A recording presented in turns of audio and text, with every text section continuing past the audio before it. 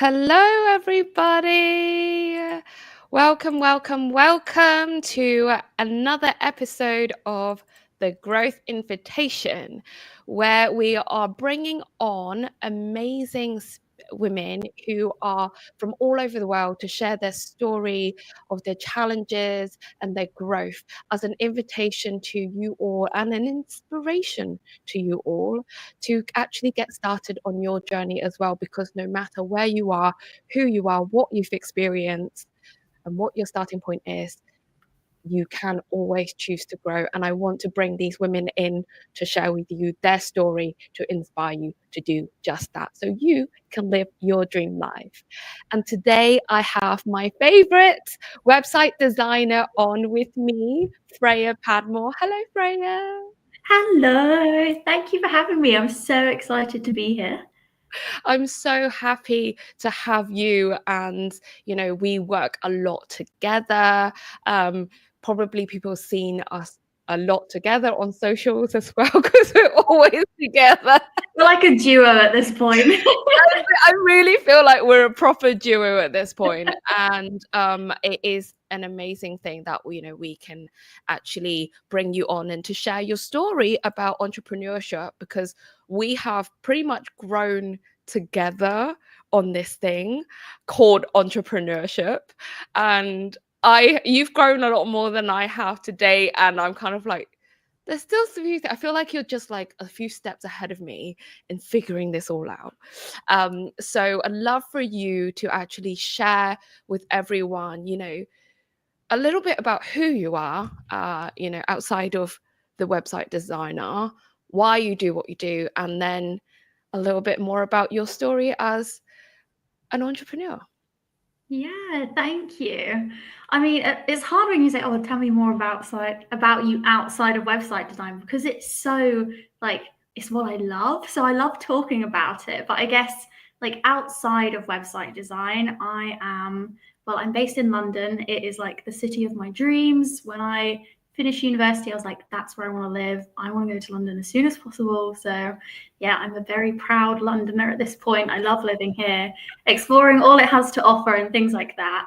I am definitely a creative. I love all things like art.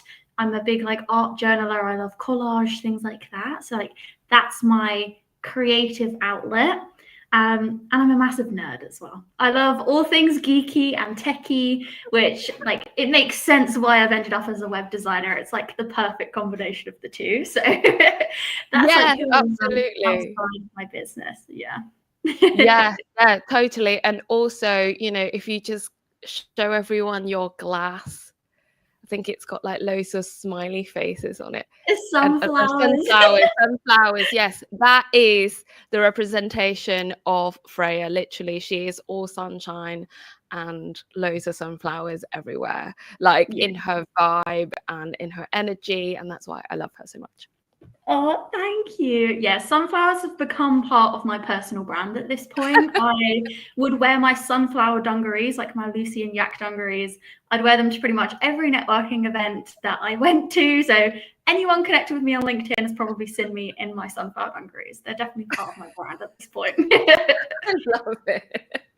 So tell us a little bit more about, your journey, because you didn't start as an entrepreneur, did you? You kind of went through that corporate phase. Yeah, exactly. So I studied digital marketing at university, and when I graduated, like I said, it was my goal to move to London. So when I got that job offer, I was like, yep, let me go. I want to jump straight onto that corporate bandwagon so I can move to London and do the thing that I want to do. During that time, and just as I was finishing university, I started doing just a bit of freelance work. So SEO is my nerdy love in website design. So SEO stands for search engine optimization. It's all about making websites rank higher on Google. And when I was at university, that was the thing that I got so invested in. I just found it so fascinating to me that there was these algorithms and people could make edit websites in a way that was going to help them to show up in Google. And I just found that so fascinating. So yeah, I did a bit of freelance work alongside my university. And then when I got into this corporate job, I just kind of dropped it all. I was like, right, I've done the thing now. I've been to university, got the grades, got the job. Amazing. This is my career path. Let's see how it goes. But I What was quickly. the job that you got into? So I worked at a marketing agency. So yeah, that's a good question. So I worked at a marketing agency, and I was basically like, it was called part of the planning team.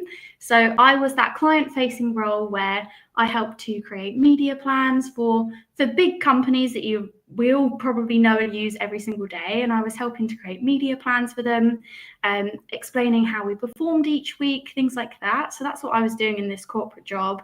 And I enjoyed it. It was sociable. It had all of the bells and whistles that you'd want to have working in this really nice office in London, and social events and things like that. But it just didn't fill me up. And I realized very quickly that what I enjoyed from working in those freelance jobs and when I did internships and things like that at university was actually people care so much more when you work for your own business versus working for big international brands. You're just sort of working with like the different people that work there, but it's not the level of care that you have when you run your own business. So I learned that very quickly. And I think when I was in this marketing role at this agency, I enjoyed the role for the most part, but it just wasn't fulfilling for me at all. So the role basically came to an end, and I was like, okay, my next step could be to move to another corporate job and see how I get on, see if I prefer it in another role, or I could try and pursue this thing that I just did on the side at university, and maybe it's something that I could do full time. Maybe I could become a website designer and help people with the SEO. Like, is that crazy? But it felt so crazy because nobody else was doing it. I didn't know anybody that was like leaving university, leaving their corporate jobs that they'd worked so hard to get, and then just quitting and going and starting their own thing. I didn't know anybody that was doing that. So that was like a really scary thing to go against the norm. So yeah, that was a big, scary leap. What made you really decide to go against the norm? Because I think, I've been there myself, and it was like part of you is like, well, this is a no-brainer, but then because it's like what you breathe and you love, but then the other part is like, yeah, but like there's no one else out there doing this. Like, I'm Yeah. like the only person who's doing this, and all of that thing. Like, what made you really decide, and did you have any pushback from anyone? Good question. In terms of what made me like really decide, I think there was probably like two things. So one thing was like the potential, if I don't try, I won't know. If I don't give this thing a go, I'm not going to know if I could do it. If I could succeed in it, unless I try and I go all in on it.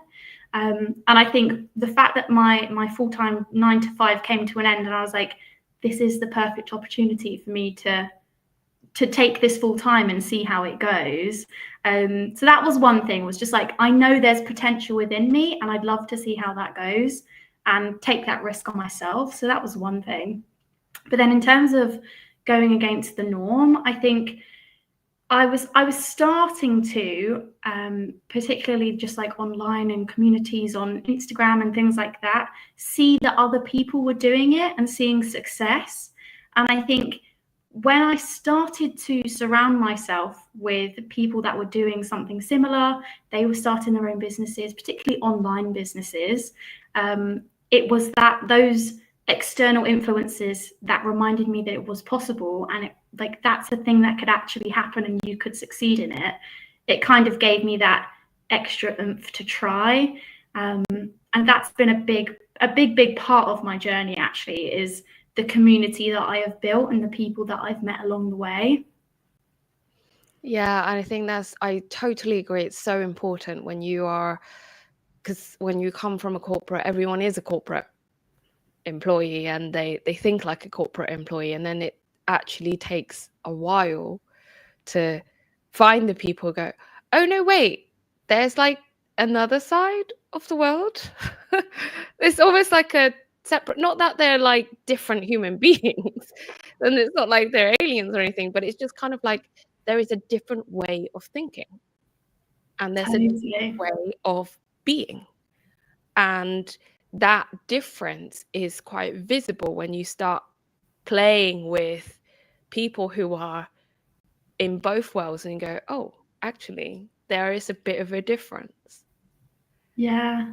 Yeah, 100%. And I think it does come down to like your core, how do I say it? Like your job, you're spending so many hours of your day doing that. Your life, like a large percentage of your life is spent doing your job. And particularly like after university, so even at university, I worked at a careers service. So I was helping people to get jobs. So that was like my role. I was watching other people like get onto graduate schemes and things like that, where that was the natural next step. That was the progression. You went and worked for a company, whether that's a startup, a big established company, whatever it is, you'd go and work for somebody else. That was the thing. But it's so different working for yourself when you don't have like promotions that you have to work towards. You don't get like thank yous every day when you do something, or people that are chasing you up. It's like all on your own back and your own schedule and things like that. And it wasn't until I actually experienced entrepreneurship and met other people that were going through the same things that I really realized how different it would be and how much growth has to happen in order to run your own business. Like, yeah, it's just totally different in terms of how you spend your day, and the mindset that you have to have, the thought patterns that you go through are just so different from a 9-to-5 job. Yeah, so what are the kind of like things that, what's the areas that you think you grew the most in, or it's the most different but from an entrepreneur, from a corporate to an entrepreneur? I think, well, entrepreneurship generally is just a huge personal development journey. I didn't quite realize how much it would be, but it so is, because there's so many areas that you have to learn about yourself in. So for me, for example, it was a real learning curve to learn like when I am the most productive, what is a productive environment for me to be in, like when am I going to enjoy my work the most. For example, for me, I'm not a morning person. I get all my good ideas in the afternoon. That's like when I am the most productive. So in the morning, it makes sense for me to just do like the routine tasks that I need to do, like checking my emails, things like that. That's a good time in the morning. And I'm most creative in the afternoons when I want to work on client work or design people's websites. And normally you just go through your day and you're not really thinking about those things. But when you are, like I say, you're the only person that's accountable for you, that kind of thing, it just makes you have to tune in so much more to really learn about yourself and what makes you tick and what you do and don't enjoy, for example. Or another one for me is if I'm feeling in a rut, it might take me a couple of days to realize it, where I'm like, okay, I'm self-sabotaging here, I'm doom scrolling or doing whatever I'm doing rather than doing the things that's going to help my business grow. Once I realize that, I know that some of the things that's going to help me get out of that rut, for example, if I go and work in a different location, that makes such a big difference for me for shaking up the routine, for having new surroundings. It just brings fresh ideas, it brings new motivation. And those kinds of things were, yeah, things that I don't think that I would have learned not nearly as quickly in my 9-to-5 as in entrepreneurship. So that was definitely a big learning curve for me. I think as well, learning to talk about yourself and market yourself is a really hard skill to master, and I'm definitely still working on it. I think we both are.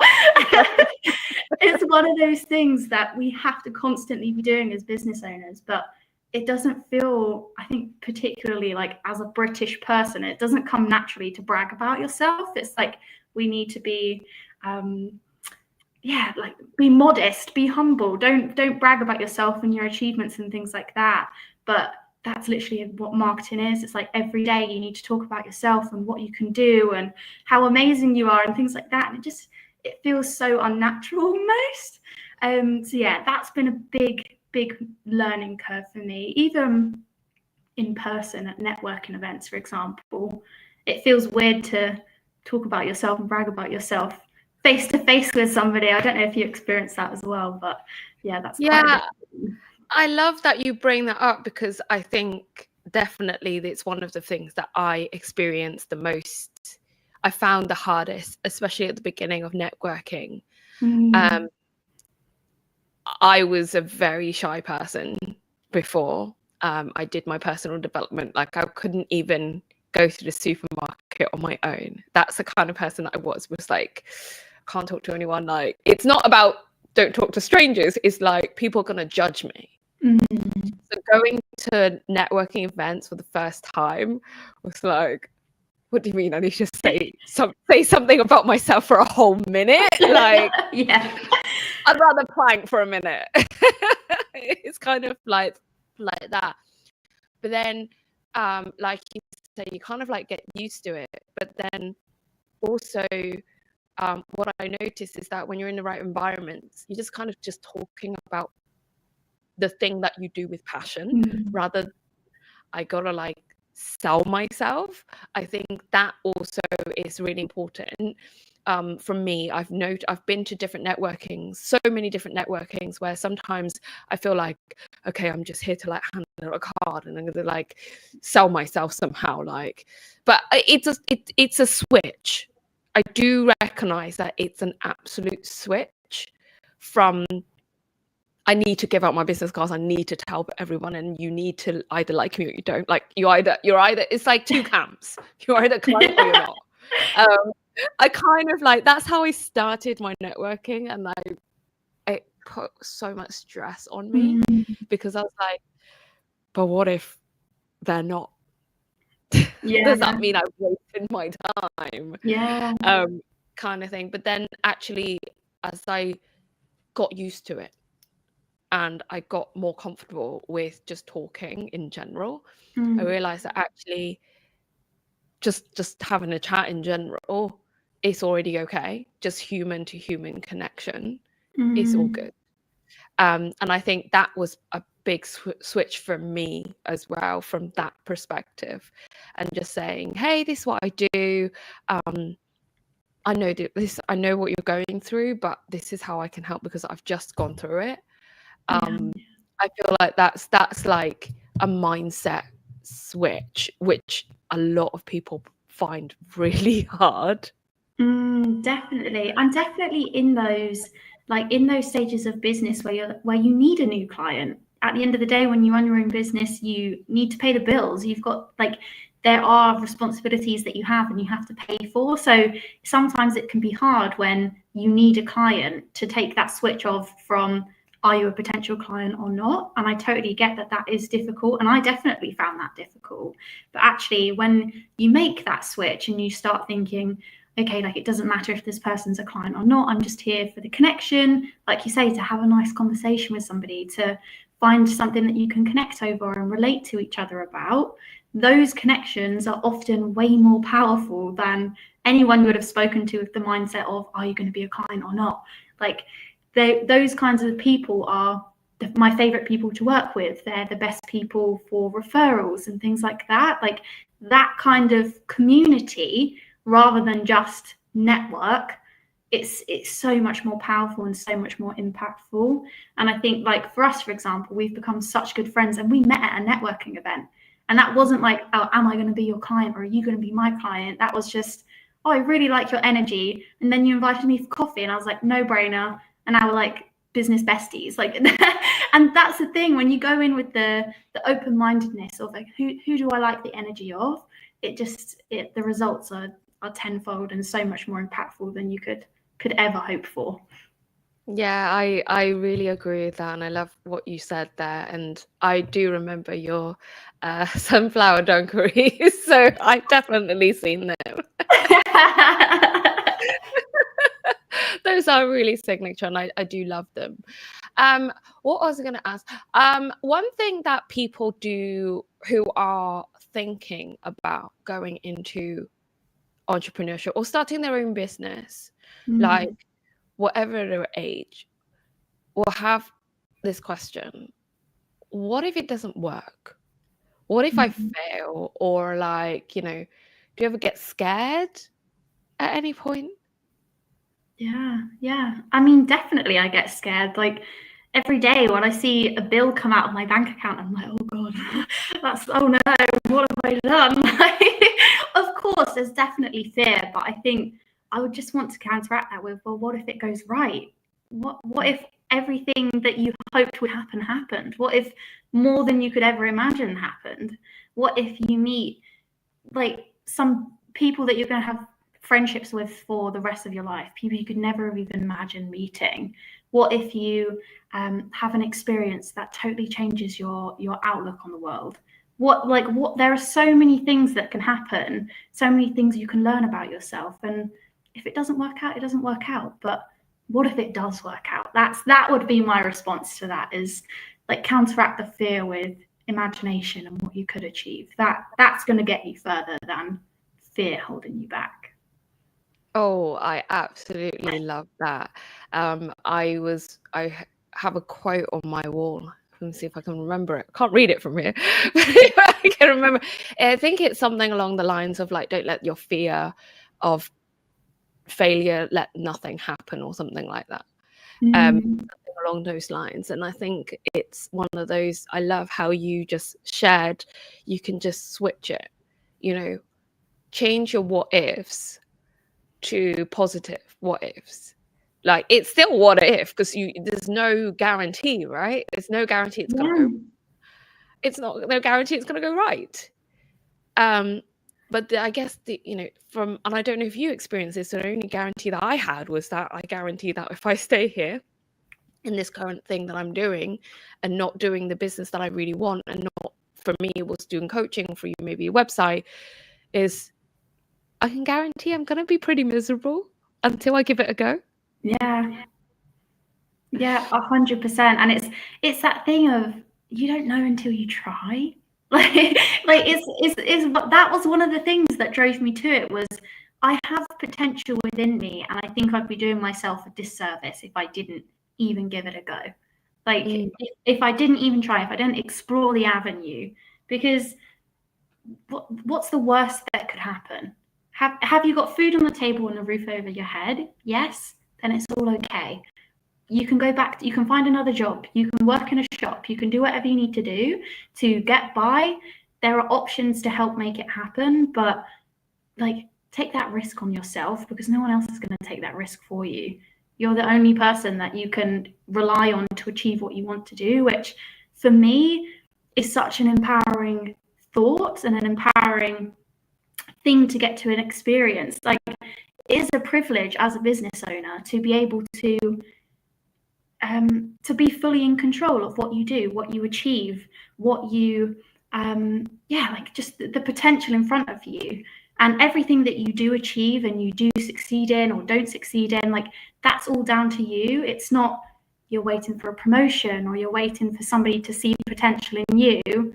It's all within yourself. And I think that's such a privilege. And I'm really excited by that idea. And I'd rather, like I say, give it a go.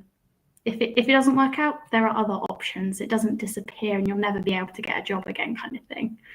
Yeah, absolutely. Especially when nowadays people are very receptive of someone going out somewhere, like going to do their own thing and then coming back. Yeah. Don't lose the skills. Did you have a plan B when you started this? Or did you have any like X amount of months of savings before you decided to go all in? No. No, I did This is not. like a question that everyone always asks. So I'm like asking on behalf of the audience. No, I didn't think that far ahead. No, so I literally, when I quit my job, I maybe had like a little bit of savings in my bank account, enough for me to live for a month or so. It was like, okay, well, the thing for me was, okay, well, I'm going from working 40 hours a week in this job. So if I spent 40 hours a week trying to find a client, like, surely I'd be able to find a client in that amount of time if that's all I'm doing is marketing myself. Sure, I can do that. It wasn't that easy, guys. Like, that's Where's that magic pill, Freya? Where's that magic pill? I'm still searching around for it. Maybe it's in my bag somewhere, but I had a bit of delusion in my mind, but that's okay, because I've had to get a part-time job along the way, and that's okay. Like, for me, I don't mind admitting that, because it was that thing that I could use to fund the dream. I was like, okay, cool, I can cover my bills, that's fine. Like, as long as I can do that and I can keep pursuing what I want to do and how it goes, and like, that is, yeah, that's a something I'd rather do. I'd rather get a part-time job and like have to work in a shop or whatever. Like, that is totally okay if I'm pursuing my dream. I'm so happy with that choice. And like right now, for example, I'm booked out to the end of the year. I'm now booking projects till January. Like, things are going well. The risks have paid off. So yeah, it's, whenever I talk to somebody about it, I always get so excited. I'm like, oh yeah, like do the thing. It's entrepreneurship's not for everyone, don't get me wrong. But if you're considering it and that sparks within you, then I'd be excited for you to find out if it's the right thing for you. Oh yeah, definitely. And I love that you said there's always options. Yeah. Like the universe, or I think we talk about this a lot, the universe always keeps a door open or a window open. And you know, if you can get into a corporate job, you can get into, just go in the shop. Like, I have this thing where I really want to be a barista. I don't know why. I just really want to be a barista. I hate coffee, so I'll leave that to you. It's a dream for me. Like, it's like a side dream that I've got alongside. I don't know how it fits in with the whole purpose thing, but a side dream is I really want a barista. Anyway, so you know, there's always options. Is the main point, is there's always a way. And I love what you just said, funding your dreams. Yeah. It doesn't matter where you are at right now. It doesn't matter how far this whole business thing seems to be. But obviously not saying just go, okay, I have a vague idea, let me just go jump in. Yeah. Work between that. But like, once you've really got things in line and you've got a solid plan for yourself, then you can even start it on the side. I started mine on the side, alongside my corporate. I know a lot of people do that, until you can kind of like do the flip. So yeah, so before we kind of like close off, what's like one piece of advice that you can give to help the audience who might be wanting to try this out for themselves? You know, what's something that you would like to share? Yeah, good question. I think one thing that made the biggest difference for me is something that I touched on earlier, but about finding your community. I think when you surround yourself with other people that are doing the thing, they're doing the hard things. They are putting themselves out there. You can see their success. You can share your failures with each other. You can give each other advice and support each other along the way.